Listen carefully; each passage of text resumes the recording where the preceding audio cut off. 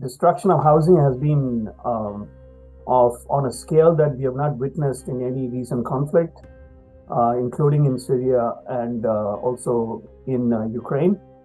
More than 50,000 housing units have been destroyed, which comes to more than 60% of housing in Gaza, and extensive damage to civilian infrastructure and other buildings that is intended for civilian use, for example, religious or other buildings, or public buildings that are intended for governmental use. So yeah, we are talking about a destruction on a scale which is quite literally incomprehensible.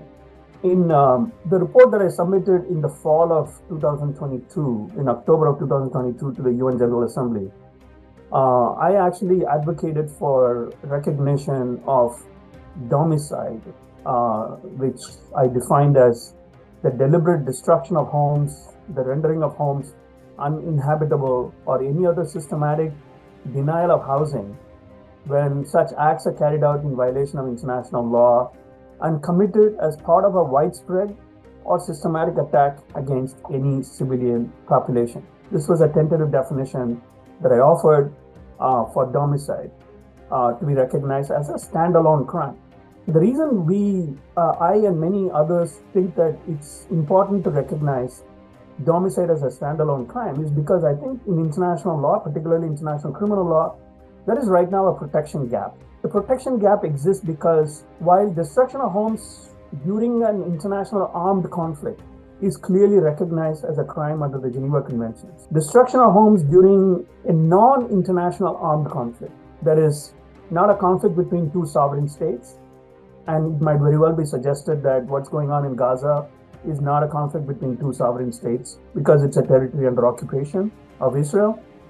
It's very important to recognize then that destruction of homes during those kinds of conflicts is also a crime. I would hope that perhaps I can use this as a way to publicly appeal to the states that actually introduced the amendment to introduce starvation as a crime into the Rome Statute, particularly Switzerland.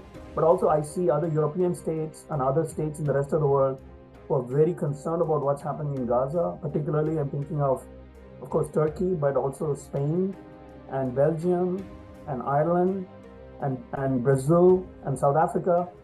They've all expressed their concern. Some of them have approached the ICC already.